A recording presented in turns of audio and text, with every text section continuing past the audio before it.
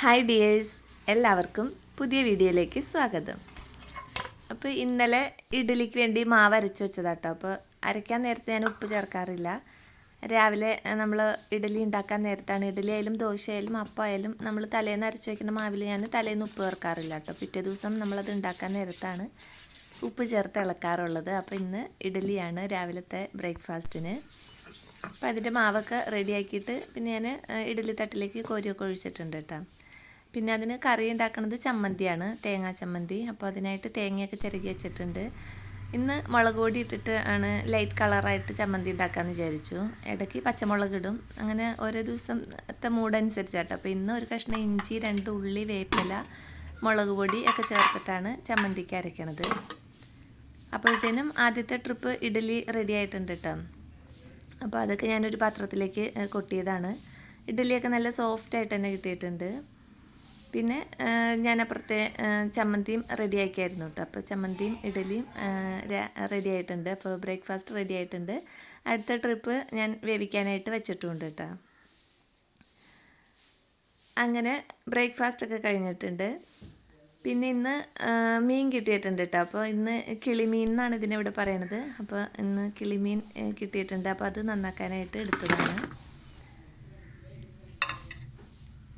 അപ്പോൾ മീനൊക്കെ ക്ലീനാക്കി കൊണ്ടുവന്നിട്ടുണ്ട്. മീൻ ഞാൻ പുറത്തിരുന്നിട്ടാണ് ക്ലീനാക്കാറ്. അത് പിന്നെ മസാലയൊക്കെ തേച്ച് വെച്ചിട്ടുണ്ട് കേട്ടോ. പിന്നെ കറി വയ്ക്കാനായിട്ട് വെള്ളരിക്ക ഉണ്ടായി. അപ്പം അന്നത് മോരുകറി വയ്ക്കാമെന്ന് വിചാരിച്ച് ഞാൻ കഷ്ണങ്ങളൊക്കെ അരിഞ്ഞ് പച്ചമുളകും മഞ്ഞൾപ്പൊടിയും മുളക് പൊടിയും ഉപ്പൊക്കെ ഇട്ടിട്ട് വേവിക്കാനായിട്ട് വെച്ചിട്ടുണ്ട്. മോരുകറിയൊക്കെ സിമ്പിളാണ്, എല്ലാവർക്കും അറിയാമല്ലോ. അങ്ങനെ പിന്നെ കഷ്ണങ്ങളൊക്കെ വെന്ത് വന്നപ്പോൾ ഞാനതിലേക്ക് തേങ്ങയും ജീരക ഉള്ളിയൊക്കെ അരച്ചതും നമ്മുടെ തൈരും എല്ലാം കൂടി അരച്ച് ചേർത്ത് തിള വന്നപ്പോൾ ഓഫ് ചെയ്തിട്ടേക്കണതാണ്. അങ്ങനെ മോരുകറി റെഡി ആയിട്ടുണ്ട്. ഇനി അതൊന്ന് കടുക് താളിച്ചെടുത്താൽ മതി.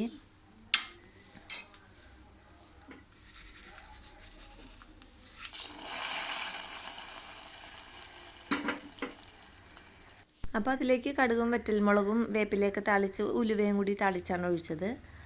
പിന്നെ അത് കുറച്ച് സമയം കഴിഞ്ഞിട്ടായിട്ട് ഇളക്കി എടുക്കുകയുള്ളൂ. അത് ഇളക്കി മൂടി റെഡിയാക്കി വെച്ചിട്ടുണ്ട്. അപ്പോൾ മീൻ ഫ്രൈ ചെയ്യാൻ ഞാൻ അപ്പുറത്ത് ആണ് വെച്ചിട്ടുള്ളത്.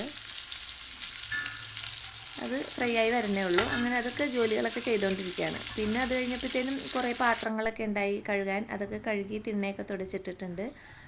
അടുപ്പും നന്നായിട്ട് മുഷിഞ്ഞിട്ടുണ്ടായിട്ടോ. അപ്പോൾ രാവിലെ തൊട്ട് അടുപ്പ് ക്ലീൻ ആക്കിയിട്ടുണ്ടായില്ല. അപ്പോൾ അതും എല്ലാം ഒന്ന് ക്ലീനാക്കി കറിയൊക്കെ അവിടെ നിന്ന് മാറ്റി വെച്ചിട്ടുണ്ട്. അങ്ങനെ ഊണൊക്കെ കഴിഞ്ഞ് പോയിട്ടോ. പിന്നെ നമുക്ക് വേറെയും ജോലികളൊക്കെ ഉണ്ടല്ലോ, അതൊക്കെ കഴിഞ്ഞ് വൈകുന്നേരമാണ് പിന്നെ വന്നത്. വൈകുന്നേരം ചായയും ഇട്ട് കുടിച്ചിട്ടുണ്ട്. അപ്പം ഞാൻ ഇന്നൊരു ബ്രൂ കോഫിയാണ് കേട്ടോ, പാൽ ഇട്ടിട്ട് ബ്രൂ കോഫിയാണ് കുടിച്ചത്. അത് ഞാൻ പിന്നെ എടുത്തില്ല. അത് കഴിഞ്ഞ് ഞാൻ ടെറസിന് മുകളിലേക്ക് പോണതാണ്. അപ്പോൾ ആ ടെറസിൻ്റെ സ്റ്റെപ്പേൽ തന്നെ ഒരാൾ ചിരിച്ചുകൊണ്ട് നിൽക്കണ്.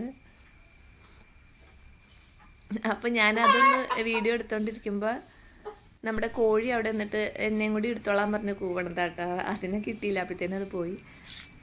പിന്നെ ഞാൻ ടെറസിന് മുകളിൽ വന്നതാണ്. അപ്പോൾ ഇവിടെ മൽബറിയിലൊക്കെ നല്ല കായ്കൾ, കുഞ്ഞു കുഞ്ഞു കായ്കളും ചെറുതും വലുതും പഴുത്തതും ഒക്കെ ഉണ്ടായിട്ടുണ്ട് കേട്ടോ. അപ്പോൾ ഇതിൽ കായ ഉണ്ടാകുമ്പോഴത്തേനും കിളികൾ വന്ന് കൊത്തിക്കൊണ്ട് പോകട്ടോ. നല്ല പഴുത്ത് നിൽക്കണത് നമ്മളറിയില്ല. ഇതിങ്ങനെ താഴെ ചില്ലയുടെയും ഇലകളുടെയൊക്കെ അടിയിലുണ്ടാവും. അവരത് കണ്ടുപിടിക്കും. കുറേ കുഞ്ഞു കുഞ്ഞു കിളികൾ ഇതിൻ്റെ മുകളിൽ വരാറുണ്ട്. അങ്ങനെ നമുക്ക് വേണ്ടിയിട്ട് അല്ലാട്ടോ, ഇത് അവരൊക്കെ കഴിച്ചോട്ടെ എന്ന് വിചാരിച്ചിട്ട് തന്നെ നിൽക്കുന്നതാണ്. അങ്ങനെ ഞാനതൊക്കെ നോക്കിക്കൊണ്ട് നിൽക്കുകയാണ്. അപ്പം ഞാൻ കയറി വന്നത് ഇത് ഒരു വിളവെടുപ്പിന് വേണ്ടിയിട്ടാട്ടോ. ഇതുണ്ട്, എൻ്റെ ഉള്ളിയാണോ സവാളയാണോ ഇത്. ഞാനൊരു സവാള നമ്മൾ കടയിൽ നിന്ന് വാങ്ങിയ സവാള കേടായത് കുഴിച്ച് വെച്ചതാട്ടോ. അപ്പോൾ അത് ഉണ്ടായി വന്നപ്പോൾ ഇപ്പോൾ ഉള്ളിയാണോ സവാളയാണോ എന്നറിയാത്ത രീതിയിൽ ആണ് ഉണ്ടായത്. അപ്പോൾ ഇതിൻ്റെ അടിയിലേക്കൊക്കെ വല്ലതും ഉണ്ടോ എന്ന് മാന്തി നോക്കിയപ്പോൾ അടിയിലൊന്നും ഒന്നും ഉണ്ടായിട്ടില്ല കേട്ടോ. അപ്പോൾ ഇത് മുകളിൽ മാത്രമായിരിക്കും ഉണ്ടാവുള്ളൂ, അടിയിലേക്കൊന്നും പോയിട്ടില്ല. എന്തായാലും ഒരു സവാള, കേടായ ഒരു സവാള കുഴിച്ച് വെച്ചിട്ട് നമുക്ക് ഇപ്പോൾ അതിൽ നിന്ന് 4 കണങ്ങായിട്ട് കിട്ടിയിട്ടുണ്ട്. ചെറുതാട്ടോ. പിന്നെ നമ്മുടെ വെണ്ടയിലൊക്കെ നന്നായിട്ട് വെണ്ടയ്ക്ക ഉണ്ടായിപ്പോണ്ട് കേട്ടോ. അപ്പോൾ ഇതൊക്കെ ഇപ്പോൾ ഞാൻ പറിച്ചുകൊണ്ട് പോകും. മുകളിലേക്ക് വന്നു കഴിഞ്ഞാൽ പിന്നെ ഇങ്ങനെ എല്ലാവരെയും നോക്കി നോക്കി അങ്ങനെ നിൽക്കുക. അപ്പോൾ സമയം പോണതേ അറിയില്ല കേട്ടോ. അപ്പോൾ ഇന്നൊരു വെയിലും നല്ല തെളിച്ചുള്ള നമുക്ക് കയറി വരാൻ പറ്റും. അല്ലെങ്കിൽ വൈകുന്നേരമൊക്കെ ഇങ്ങനെ മഴ ചിണങ്ങി നിൽക്കും. അപ്പോൾ ഇങ്ങോട്ടൊന്നും വരാറില്ല. ഇപ്പോൾ പിന്നെ നനയ്ക്കാനായിട്ട് വരേണ്ട ആവശ്യമില്ലല്ലോ, എപ്പോഴും മഴയൊക്കെ കിട്ടണമുണ്ട്. അതിനിടയ്ക്ക് കഴിഞ്ഞ ദിവസം 2 ദിവസം നല്ല വെയിലുണ്ടായിട്ടോ. അപ്പോൾ ഞാനൊന്ന് വന്ന് നനച്ചിട്ട് പോയി, ചെറുതായിട്ടൊന്ന് നനച്ചു. ഇതുങ്ങൾ പെട്ടെന്ന് വാടി പോട്ട് ടെറസിന് മുകളിലായതുകൊണ്ട് തന്നെ. ഇത് കണ്ടോ, നല്ല പൂക്കളായിട്ട് കൊങ്ങിണി നിൽക്കുകയാണ്. എനിക്ക് ഭയങ്കര ഇഷ്ടമുള്ള പൂക്കളാട്ടോ ഈ കൊങ്ങിണി പൂക്കൾ. പല കളർ എൻ്റെ കയ്യിൽ ഉണ്ടായതാണ്. ഇപ്പോൾ എല്ലാം പോയിട്ട് ഈ മഞ്ഞയും വെള്ളയും ഉള്ളു. അപ്പോൾ ഇതിനകത്ത് ഇപ്പോൾ 3 കളർ മിക്സ് ആയതാണ്. ലൈറ്റ് മഞ്ഞയുണ്ട്, ഡാർക്ക് മഞ്ഞയുണ്ട്, വെള്ളയും മഞ്ഞയും കൂടിയ കളറും ഉണ്ട്.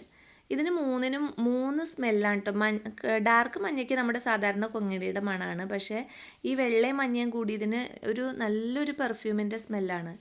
ലൈറ്റ് മഞ്ഞയ്ക്ക് അത് വേറൊരു സ്മെല്ല്, ഒരു സെൻ്റ് അടിക്കണ ഒരു സ്മെല്ലാണ് അതിന് വന്നത്. ഞാൻ ഓർക്കാറുണ്ട് കേട്ടോ, ഈ സ്മെല്ലുകളൊക്കെ എങ്ങനെ ചേഞ്ചായിട്ട് പൂക്കൾക്കൊക്കെ കിട്ടണേ. നല്ല സ്മെല്ലാണ്. വൈകുന്നേരം ആയതുകൊണ്ട് തന്നെ 10 മണിയൊക്കെ ഇങ്ങനെ കൂമ്പി പോയിട്ടുണ്ട് കേട്ടോ. അങ്ങനെ പൂക്കളെയും ചെടികളെയൊക്കെ നോക്കി അങ്ങനെ നിൽക്കുകയാണ്. അപ്പോൾ എൻ്റെ ഇന്നത്തെ ദിവസവും വിശേഷങ്ങളും ഇതൊക്കെ തന്നെയാണ്.